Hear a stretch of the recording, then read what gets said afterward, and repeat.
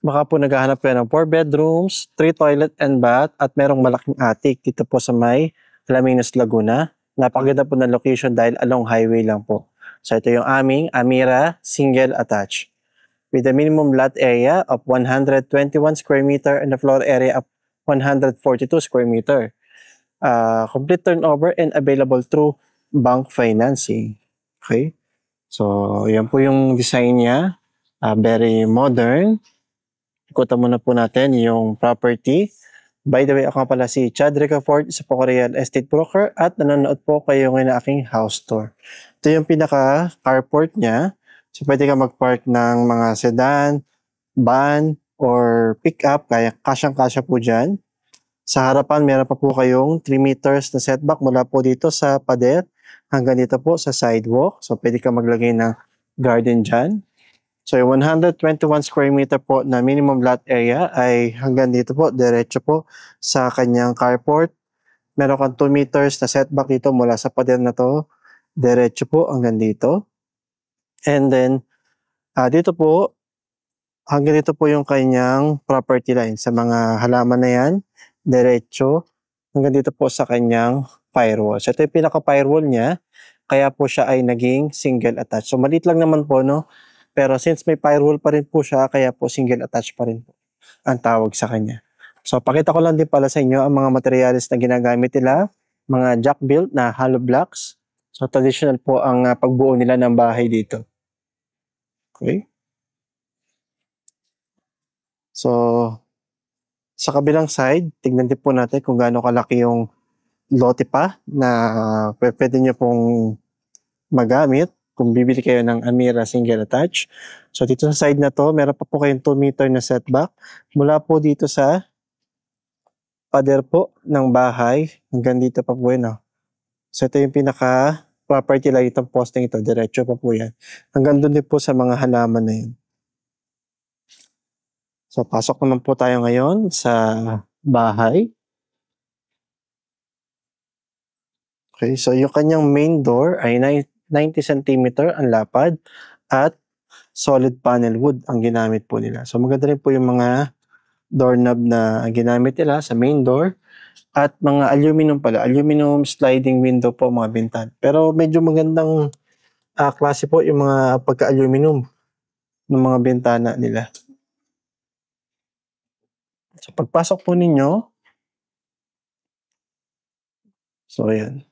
So dress up pala itong bahay na to. So yung mga gamit, yung mga appliances, furniture, hindi pa po yan kasama. Pero itong tiles, yan na po yan. Yung kisame, yan po, ganyan na po siya. Kapag turn over sa inyo. Yung pader, painted na rin po yan ng puti. Okay. So ito yung kanyang living area. So maluwag naman po siya. Or saktong-sakto lang. Yung TV niya, ang suggestion ko po dito, pwede nyo pong palagyan ng division itong ilalim ng hagdanan, additional storage, and pwede nyo pong ikabit dito yung yung TV po ninyo. So ito yung kanyang dining area. So 6-seater dining table. So medyo maluwag pa rin kasi pwede ka pang makaikot sa dining area and meron kang sliding dito pa labas po dun sa lanay.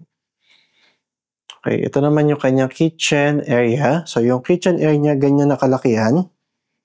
Yan na po yung kanyang lababo. May mga cabinet din po sa ilalim katulad niyan. Ang wala lang po dito yung mga cabinet po sa ibabaw. Itong mga yan. So yan. So yung space for refrigerator pwede mong ilagay dyan. And dito naman po yung gas range. Yung toilet and bath dito sa ground floor. Okay, so ito yung actual turnover. Lavatory. Yung toilet niya. Okay. So medyo sakto lang din po yung laki ng lavatory pero okay na rin. Yung tiles pala niya, yung shower area, floor to ceiling po yan. Okay, pero itong mga part na ito ng toilet and bath mo, wala pa pong tiles ito. And dito po sa may toilet hanggang dito lang po, half lang po. Pero kung papansin po ninyo, may accent po yung tiles na nilagay nila dito sa part na to. So yan na po yan. And meron ka pang lagay dito ng toiletries. Yung actual turnover po ng shower head. And meron ka pang outlet dito for heater. So, pwede ka magkabit ng heater dito. Meron siyang malaking bintana, tulad niyan.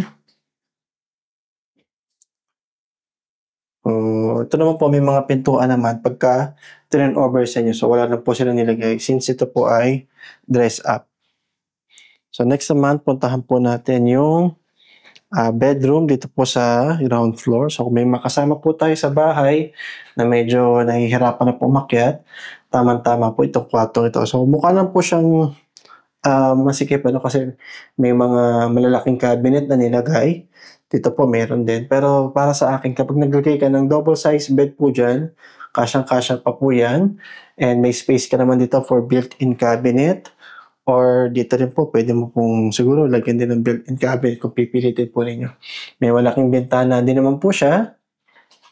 Okay, and yun po. Pakita ko na po sa inyo yung materials na ginamit nila sa mga sliding po nila.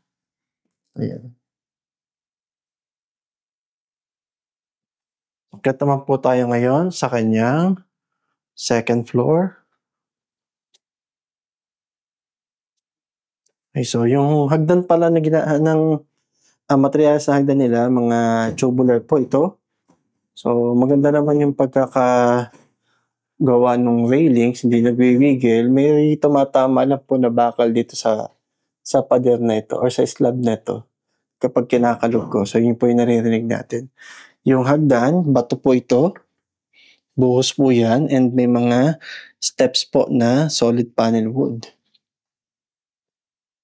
So medyo sakto lang din po yung laki ng hagdan. And pagdating dito, medyo sumikip lang ho ng konti. So pag-akit mo dito, naka-tiles na rin po siya katulad niyan. Yung tiles po niya ay mukhang wood planks ang itsura. So ito yung kanyang first bedroom. Okay, so medyo malaki tong bedroom na to. So ginawa lang po nilang parang family area. So pero kung maglalagay ka ng double size bed, maluwag, dalawa yung bintana mo. Maganda yung ventilation. And dito po, no? Ayan. So, lahat pala ng mga kwarto nila may butas na po for window type aircon at may mga outlet na rin. So, magpapalagay kayo ng split type aircon, papatakpan nyo na lang po siya. Ito naman yung papunta pa po sa ibang mga kwarto at common toilet and bath. Okay? So, halos same lang naman po yung materials na ginamit, yung mga fixtures do sa ground floor na toilet and bath. So, wala pa rin pong tiles dito, pero ito palang first layer, may tiles po siya. Pero yung bintana niya, dito po nakalagay.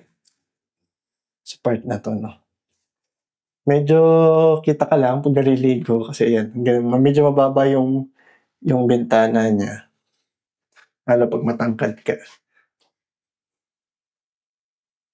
So, next po, punta naman tayo dun sa okay, so second bedroom, sa second floor. So, ito medyo parang mas maliit na konti compare mo dun sa first bedroom dito sa second floor. So, double deck ang nilagay nila, pero single size lang po yan sa baba. So, ganyan lang siya kalaki kapag naglagay ka ng single size bed. Medyo saktong-sakto lang. Siguro kung pipilitin natin, pwede po ang double size. May mga malalaking bintana ka din. Yung cabinet mo, pwede mong ilagay dyan o pwede ka maglagay ng study table katulad niyan. So, next po, ito naman yung kanyang master bedroom.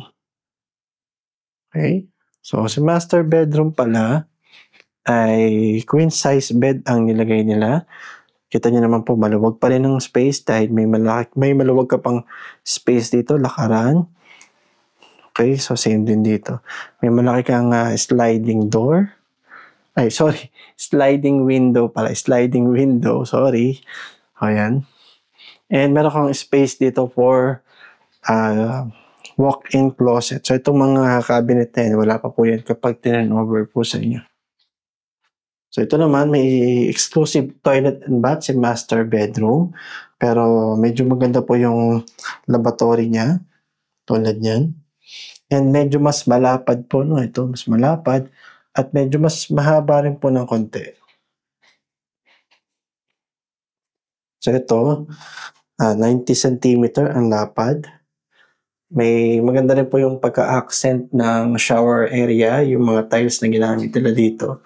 May toiletries ka din, lagayan toiletries at merong dalawang bintana 'no, isa dito at isa dito. So, medyo kitang-kita ka lang lalo kapag meron kang kapitbahay diyan na katulad niyan, naliligo ka dito. So, yun lang. Siguro ang gawin mo na lang dito palagyan mo ng ipa-tilt mo itong mga bintana na yan para di ka kita. So, next po, akyat naman tayo dun sa attic. Okay, pero bago tayo makaakyat dun, dadaanan muna po natin itong kanyang balcony. Okay? So, hindi naman ganong kalakihan pero at least may balcony ka dito. Okay? Medyo lumalakas yung ulan so di tayo lalabas. Pero pansin po, yung mga railings na ginamit niya, mga tubular po yan. And nakatiles na rin po yung kanyang balcony. Maganda rin po yung mga materyales na ginamit nila sa kanilang sliding door dito po sa balcony. Okay, so akyat naman po tayo dito. So ito palang kanyang mga railings ay same lang din naman.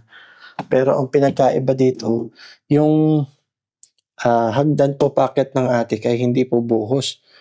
So kahoy lang po siya. Pero itong mga steps, solid panel wood pa rin po yun. So itong attic niya, hindi po siya buhos din or slab. Ito ay kahoy din po ano. Pero yan, may malaki pang space dito para sa attic po. O ayan. Meron kang mga bintana dyan. Okay, so ang problem ko lang dito, medyo kapag po mainit, talagang ramdam mo yung init dito ng bubong kasi malapit. Yan na po yung pinaka-ano niya bubong niya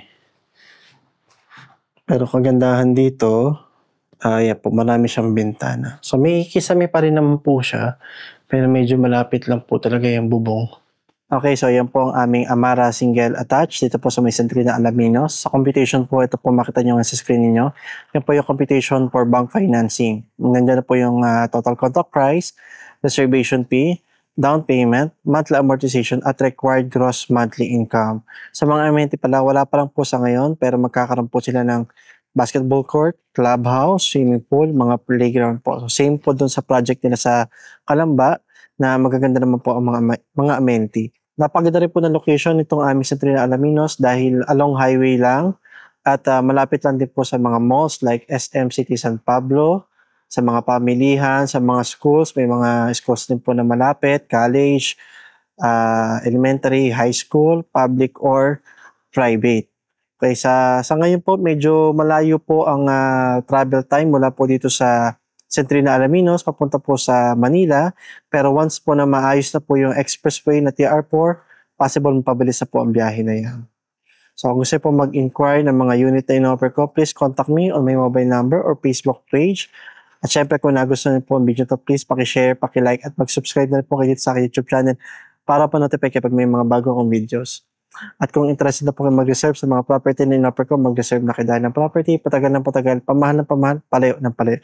Yun na po at maraming salamat.